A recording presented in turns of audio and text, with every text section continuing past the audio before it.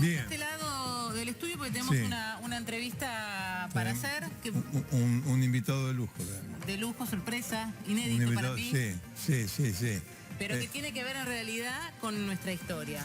Efectivamente, porque, bueno, ustedes saben, se han cumplido 35 años de la vuelta a la democracia y queríamos hablar de este tema con Eduardo Metzger, nada menos, que además Mi padre, es ¿no? el papá de Dominique. Pero ¿por qué lo tengo? No viene porque es mi papá, obviamente. Hola papá, gracias por venirte.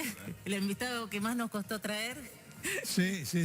No, Pasa fuera de con broma. los familiares, pasa con los familiares. Vos, Bueno, papá, en esa época estabas a cargo de la campaña de televisión de Alfonsín candidato Sí, a presidente. sí, señor. Así es. Y yo decía, bueno, qué importante destacar en estos 35 años que cumplimos de democracia y chicos que no saben lo que se vivió antes, ¿cómo era hacer una campaña en ese momento? ¿Cuál era el contexto? Era muy distinto, obviamente, porque además los medios eran totalmente distintos. Y hay que tener en cuenta que veníamos de un gobierno de facto, se produce una apertura violenta después de la Guerra de Malvinas y ahí se precipitó todo. Muchos, inclusive puede ser que yo no hubiese estado preparado bien no fue una cosa planificada a tiempo, fueron meses en los cuales hubo que trabajar con los medios que teníamos para, bueno, en este caso para apoyar a un candidato como Raúl Alfonsín. Claro, porque hoy por hoy estamos ya hablando de la campaña para el año que viene. es verdad. Pero no, se eso no estudia fue así. todo, están los medios y acá fue... Es interesante destacar estos dos puntos. Primero, los medios no son lo que no se desenvuelven como se desenvuelven hoy. Ese es un punto. Y la segunda cuestión es esa. No hubo preparación porque la posibilidad de la democracia, de volver a la democracia, de elegir, se precipitó por la derrota de Malvinas, principalmente. Entonces, las urnas que estaban bien guardadas, que habían dicho los militares cuando se le preguntaba cuándo se regresa a la democracia y se estabiliza este país institucionalmente, ellos decían, daban esa respuesta, las urnas están bien guardadas. De golpe y porrazo, bueno, había que salir a hacer campaña política, que hacía 7 años, atención, que no había actividad política en este país, más allá de lo que hicieran los militares. Había que salir de golpe a sostener a un candidato, a tener un candidato y después a sostenerlo. Así es. Tanto en el radicalismo como en el justicialismo. Y hay que tener en cuenta una cosa más, un elemento más para saber, que en ese momento los canales estaban todos en manos de las Fuerzas Armadas. Bien, claro, ¿Cierto? Sí. Y en el caso de nuestro candidato no era el candidato apetecido por las Fuerzas Armadas porque era el que prometía que iba a haber juzgamiento y demás. Exacto. Entonces eso era una traba más para trabajar. Por ejemplo, no existía tampoco las unidades satelitales. Nosotros en los actos que se hacían en el interior, por ejemplo, el cierre de campaña de Raúl Alfonsín fue en Rosario. Dependíamos de tener los coaxiles, que eran la comunicación entre Rosario y Buenos Aires. Sí. ¿Y qué pasaba? Los coaxiles nos lo daban a las 10 de la noche. O sea que había que llevar un acto, o por lo menos la voz, en el cierre de campaña del candidato del radicalismo a esa hora. Todo eran complicaciones, muy complicadas. Para que la gente también pueda estar presente y mostrar que había gente y apoyo a las 10 de la noche. Sobre todo para distribuir ese mensaje a todo el país. El último mensaje de Alfonsín en el cierre de campaña en Rosario fue un mensaje distinto a todos los que había hecho antes. Fue un discurso especial para el cierre de campaña. Era muy importante porque esto fue 2 días antes de las elecciones.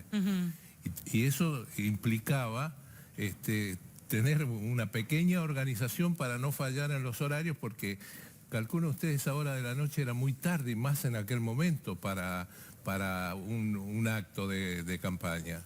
Y había que, yo me acuerdo que yo sufrí bastante porque yo fui una semana antes a Rosario a organizar, digamos, cómo iba a ser los tiempos para poder tener justo la palabra de Alfonsín en el momento que se habilitaban los coaxiles para todo el país. Entonces, en ese acto hablaban el candidato a intendente de Rosario, que era Ullandizaga, el candidato a gobernador de Santa Fe, que era Reinaldo, el candidato a la vicepresidencia, que era Víctor Martínez, y después hablaba Alfonsín. Entonces había que hacer todo un cálculo para que llegara, y yo fui tan obsesivo con eso, me acuerdo, que les pedí que no se excediera ninguno para que no terminara hablando a las 10:30 de la noche Alfonsín. Claro.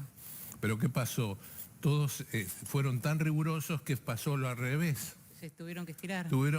Terminaron antes, o sea que el discurso de Víctor Martínez terminó, en vez de terminar 10:05 para dar tiempo al anuncio, de subir y todo lo demás, terminó 10 menos, pasadas las -15.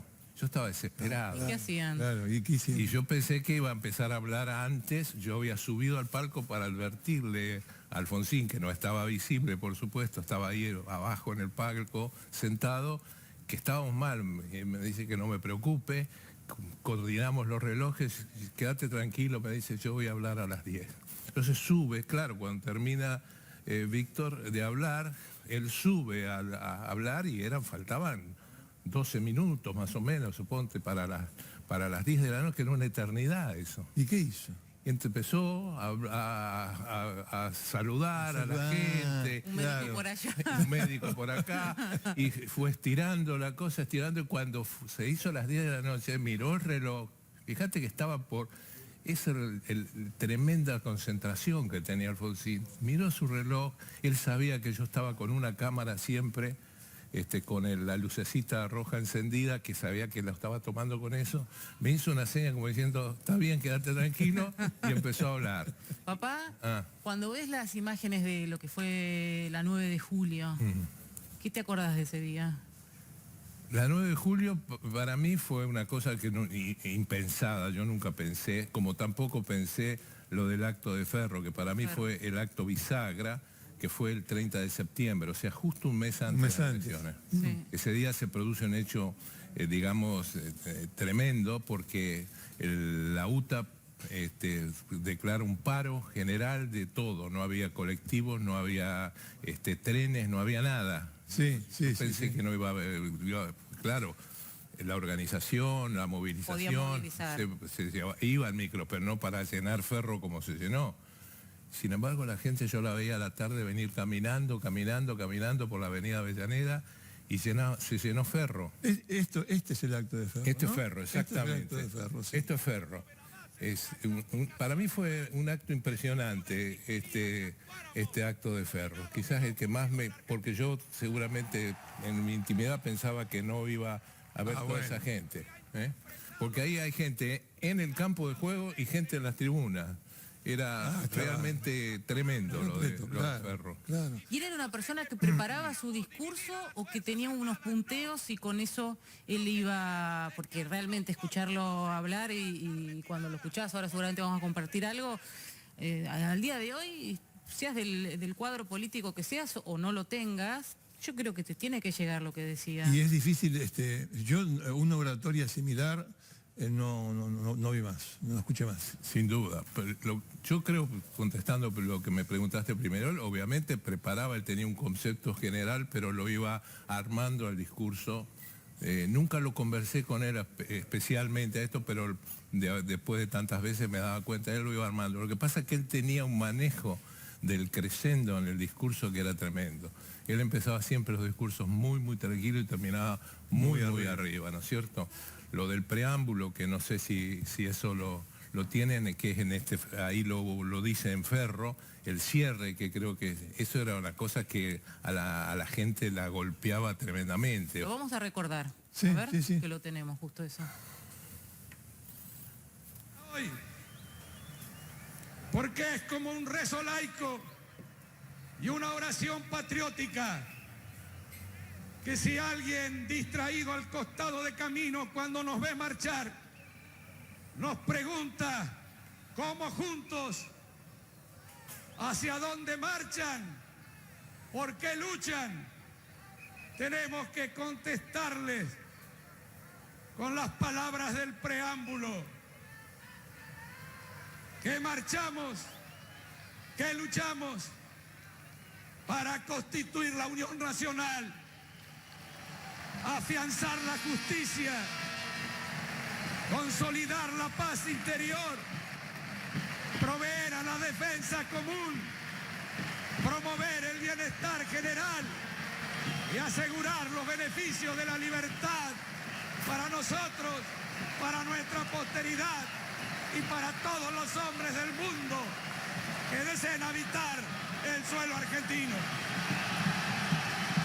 Eso es el Obelisco, no era Ferro esa parte es del Obelisco, que igual cerraba el discurso igual, Sí. ¿cierto? Sí, sí, sí. El Obelisco, ¿se llegó a calcular cuánta gente había? En el Obelisco. Sí. Llegaron a decir cifras hasta cerca de 1 millón. Yo creo que estuvieron, no sé si había 1 millón de personas, pero sí. calculan ustedes que el palco estaba en la plaza del Obelisco, en la Plaza de la República, sí. Y la gente llegaba a Belgrano. Tremendo era eso. Es más, había tanta gente que atrás del palco, o sea, hacia la valle, había una pequeña multitud también, que no se claro, veía, claro. que habían quedado, en vez de irse a dar toda la vuelta hasta Belgrano, se quedaban atrás. Sí. Había muchísima gente en el Sergio Rubín quiere preguntar. Sí, ¿qué tal? Gracias, quiero saludarlo a Eduardo. Yo lo entrevisté por el año 84, que me contaba sus experiencias en esta campaña televisiva. Él decía recién que todo fue casi sobre la marcha, porque bueno, se precipitó la guerra de Malvinas, salió esta campaña que no hubo tiempo de preparación. Sin embargo, Eduardo, yo creo que esa campaña que ustedes hicieron, a mi criterio, fue la mejor campaña de todas desde la vuelta a la democracia. Esas transmisiones de televisión, esos spots con Alfonsín levantando sus manos, me parece que contribuyeron. Es cierto que estaba, entre comillas, el producto, porque Alfonsín tenía un carisma, como ustedes cuentan, y un discurso fantástico, pero ustedes lo complementaron de una manera excelente, fue clave. ¿Ustedes son conscientes de que esa campaña realmente contribuyó muchísimo? Mira, yo creo que la campaña de Alfonsín fue una campaña muy simple y creo que ese fue digamos, la clave de la comunicación. No había nada, como ustedes verán, por ahí no sé si hay algún spot. Ahora vamos a ver, todos eran con el mismo, digamos, corte. Era él mirando a cámara, con un fondo oscuro, la bandera argentina y hablando de temas. Yo llegué a grabar alrededor de 17, 18 spots que no fueron todos al aire, porque la campaña, otra de las cosas que la gente por ahí no sabe o no recuerda, fue muy corta. La campaña en televisión duró menos de un mes en televisión, ¿no es cierto? Ahí fue intensiva en ese mes la campaña. Y siempre igual, él hablaba de un tema siempre de la misma forma. Yo les traje, porque hay alguna cosa, yo traje lo que nosotros llamamos crudos, o sea, sin compaginar los spots con algún comentario que él hace al final de cuando terminaba, se apagaba la cámara y él hacía un comentario sobre cada spot, ¿no? Y creo que hay alguno que tiene cierta gracia. ¿Quieren que lo Vamos a verlo, veamos? sí, vamos a Es verlo. material inédito que vamos a compartir por primera vez, que se va a ver en 35 años de esta vuelta a la democracia. Cuando el presupuesto militar es 10 veces superior al de salud, el país está enfermo. Nos comprometemos a curar esta injusticia. Los hospitales serán gratuitos y estarán mejor equipados, y los medicamentos necesarios estarán al alcance de todos. Los préstamos para la vivienda serán financiados a largo plazo. Las cuotas estarán en relación con los ingresos del trabajador.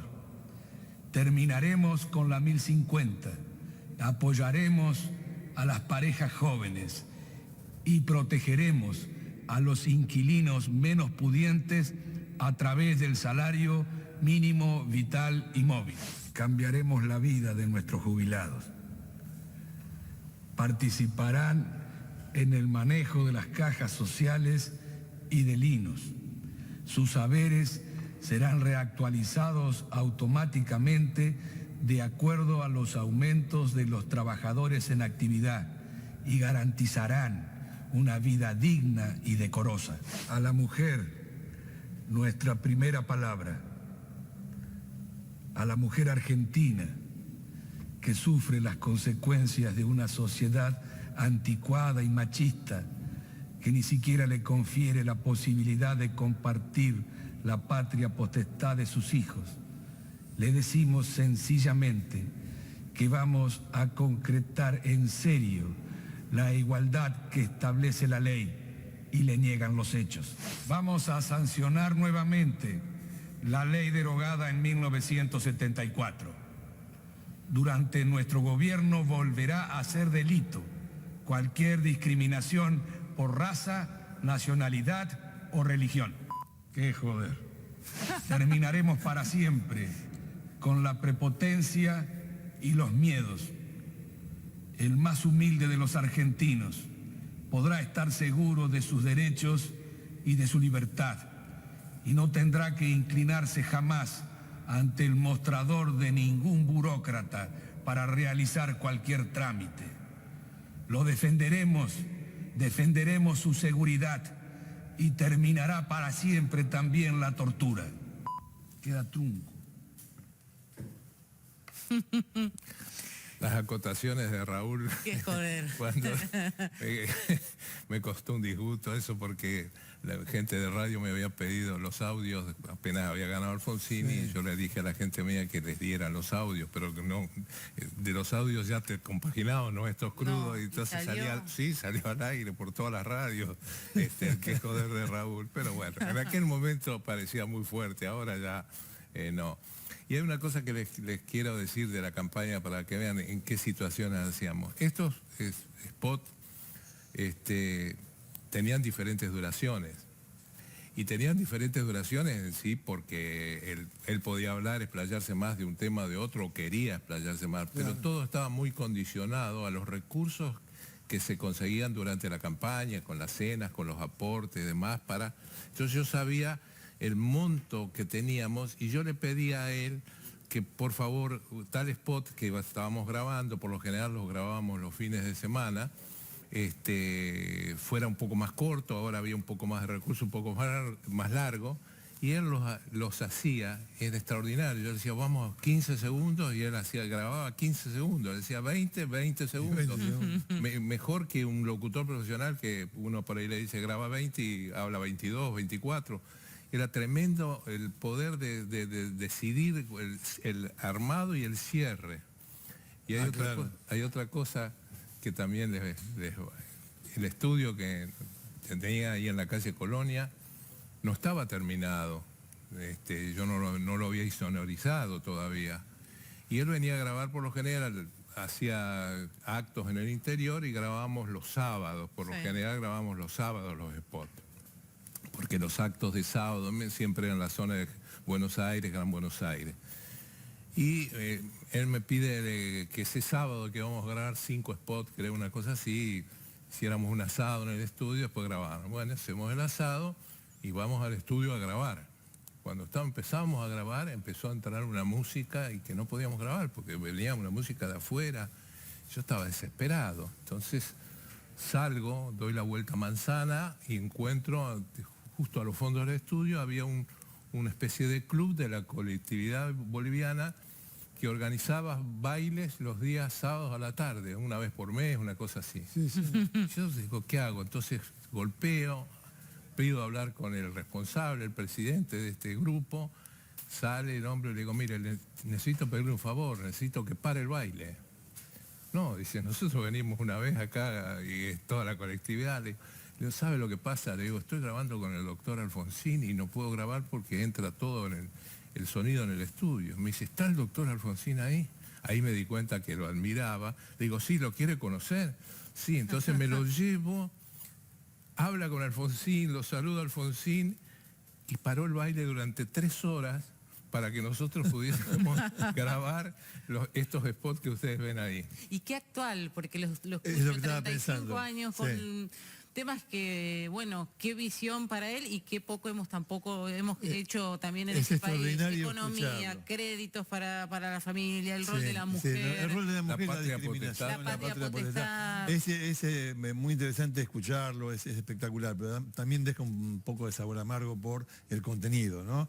Después de tantos años seguimos con los mismos reclamos, Exactamente. en ese sentido. Y yo me acuerdo cuando después, bueno, cuando fue, yo tengo una anécdota pequeña que me acuerdo cuando yo tenía 5 años más o menos, en esa época, y estaba ahí que veo en el spot estaba los calcos, que era la bandera La argentina, el la RA. RA, Raúl Alfonsín, Sí. República Argentina, Exacto. ovalada con los colores de la bandera. ¿Te acordás, papá, que me habías traído el día que ganó Alfonsín esa elección histórica, un momento único realmente para nuestra democracia? Papá me había traído en esa calco, para mí, para Mariana, para nosotras dos, en esa RA de ahí, un autógrafo, pero largo, no era que decía con cariño Raúl Alfonsín, decía Mariana, Dominique, no sé qué, Mira. Raúl Alfonsín. Y papá lo trajo para darnos, nos lo da Mariana y a mí, y yo lo primero que hago, fui y lo pegué en la ventana de mi cuarto.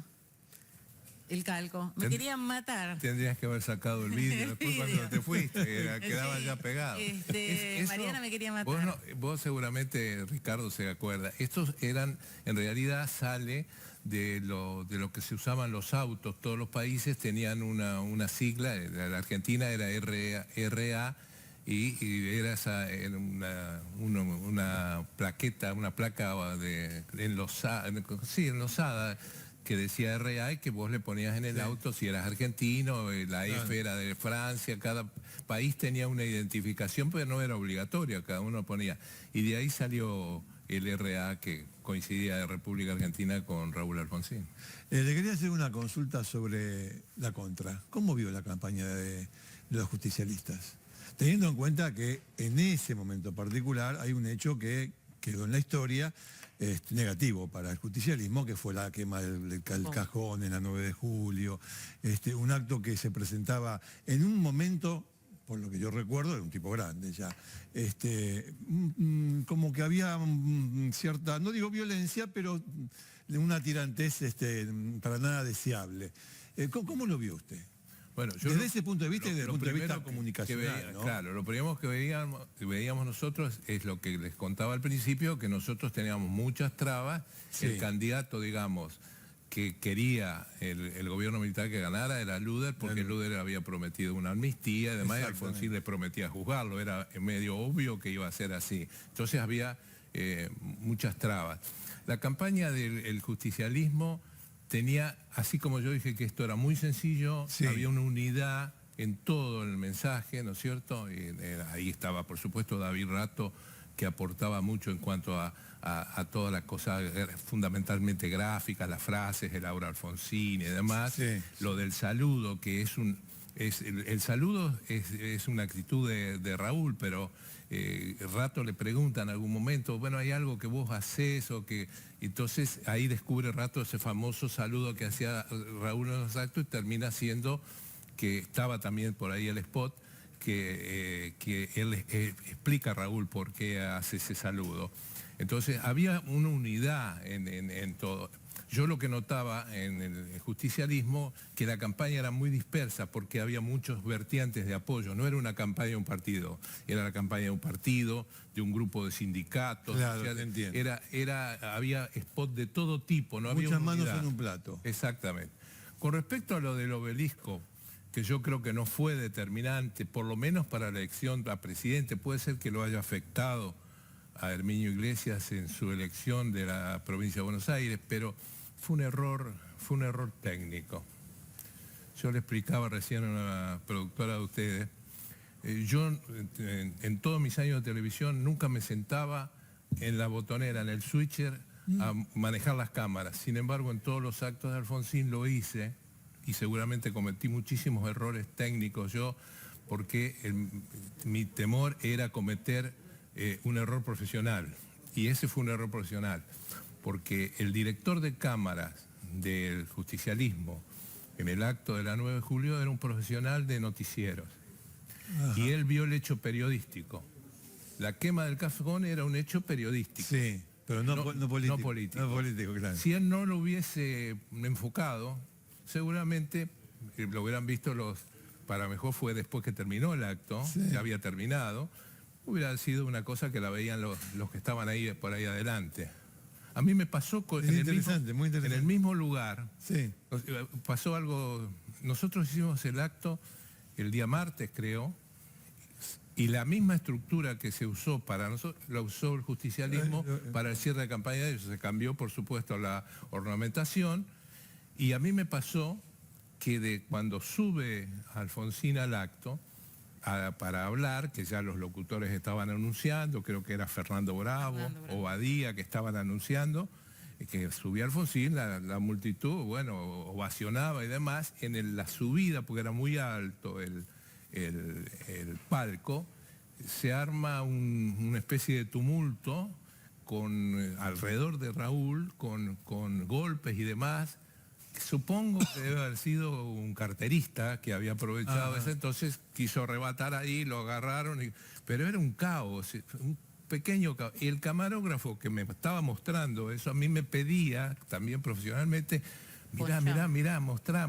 Y digo, no te muestro, vos seguí. Yo mientras tanto seguía con el público adelante, o sea, pasó, pero no lo vio nadie. Entiendo. No hubiera sido lo mismo que la quema del cajón, obviamente. No, pero entiendo son el hechos- concepto. Exacto, el concepto era no mostrar alguna cosa desagradable como podía haber sido esa. Claro, sí. Y en ese momento también pienso yo, ¿no? Que la comunicación venía de estar tan cortada, tan marcada, cada canal pertenecía a una fuerza de armada, de aviación, este canal. Este Canal era de las 11, fuerzas de la Armada. Este era de la Armada, Canal 13, en esa instancia, donde imagino la autocensura que habría también en uno. ¿Cómo se manejaban en ese momento? Sí, autocensura y además direccionamiento miedo. de la información. Porque acá la televisión no había un solo canal privado. Entonces todo estaba en manos de las Fuerzas Armadas, del gobierno en ese caso. Sí, era así. Era así realmente. Sí. ¿Y por Era qué? muy difícil conseguir espacios, era muy difícil ir a los programas, porque los programas, la campaña no se hacía solo con spots, se hacía yendo a visitar programas. Por supuesto que con el correr del tiempo y en este poco tiempo que fue la campaña, Alfonsín había crecido tanto que ya no podían ignorarlo, no era un candidato, claro, no era un candidato ineludible. Entonces tenías que, no era un candidato eludible, digo, tenías que, entonces íbamos a los programas, pero no teníamos no tenía él, perdón, el mismo tratamiento que tenían los que, digamos, corrían con el caballo del comisario. ¿Le gustaba mirarse después o no? No, Nada. ¿No le gustaba? Nada. Creo que no. No tenía tiempo además de mirarse, porque Claro. la actividad que desplegaba era tremenda, porque él no mandaba a decir a nadie, sino iba él personalmente, él apoyaba a todos los candidatos de las provincias, iba a todos los actos, era tremendo la capacidad de trabajo que tenía, tremenda. ¿Y el día que ganó, qué recordás de interno? El día que ganó esperamos los resultados en una quinta en Boulogne. Y él estaba muy tranquilo, él era yo creo que el que estaba más tranquilo de todos con los resultados. Y ahí sí me acuerdo una cosa que me conmocionó mucho. Pudimos mantener, digamos, para el periodismo en secreto dónde estaba, para que que pudiera estar tranquilo, más allá del resultado. Y me acuerdo, estábamos en una quinta normal, donde había una línea telefónica, calculan ustedes que no había Celulares, nada por el estilo. Claro. Y se habían instalado 3 líneas más provisorias ese día para recibir información y demás. Y él en un momento de la tarde se va a descansar. Y habíamos recibido algunos datos de la Antártida, haber ganado en la Antártida, donde eran bases militares, era un buen síntoma, pero no había nada seguro. Siempre las primeras mesas daban bien, en Lanús, me acuerdo que también era un lugar donde se pensaba que no podía andar bien. Claro. Pero de golpe suena una línea y como yo estaba ahí, la atiendo. y era una voz bastante imperativa. Pregunta por Alfonsín, ¿no? Esto habrá sido 2 horas después del cierre de los comicios, una cosa así, o 1 hora. Y yo le digo que no, que estaba descansando, ¿no? Entonces me dice, mire, habla el comisario general, no me acuerdo cómo se llama el nombre, me dice, dígale al señor presidente que tiene la custodia a su disposición. Fue tremendo, yo lo cuento y me emociona porque fue la primera, digamos, si me estaba diciendo un comisario de la Policía Federal que Alfonsín era presidente y que ya después aparecieron aparecieron los autos, la custodia, además, ya cambió, ahí fue como un cambio en la vida, ya se lo llevaron, fue a la casa acá del Comité Nacional, que salió al balcón y hizo un pequeño discurso para la gente que lo estaba esperando ahí. Qué lindo. Qué Bueno. recuerdo, ¿eh? Bueno, y pasaron 35 años a todo esto de todo un poco, ¿no? Pero es, nada, no sé, es festejar un cumpleaños. Así es. Es como festejar un cumpleaños. Déjenme agradecer, porque este material que vimos recién, que lo trajo papá, que era en 1 pulgada. Claro, sí, eso estaba grabado todo en una cinta abierta, ni siquiera eran tipos de casera, eran cintas abiertas, era lo que se usaba profesionalmente en ese momento. Claro, lo pudimos digitalizar, así que a Edgardo Purnik de Ultra Video, Edgardo, muchísimas gracias por haberte tomado este trabajo. Compañero también de tu madre en Canal 9. ¿Ah, sí? Sí. Bueno, un cariño enorme también al señor Purnik que nos digitalizó el material y lo podemos tener, que es inédito, Claro, y ojalá es lo inédito, podamos subir a es la web inédito. para compartir y celebrar 35 años de Seguramente. democracia, que humildemente que mi papá esté acá, para mí es un orgullo. Y es A todos parte es un orgullo. también de la vuelta, sos parte de la vuelta a la democracia. Así que Sí, gracias. una pequeña, pero sí. No, pero sí, claro que sí. Gracias a ustedes No, por por recordar favor. a Raúl fundamentalmente. Gracias. Hacemos una pausa. Ya venimos.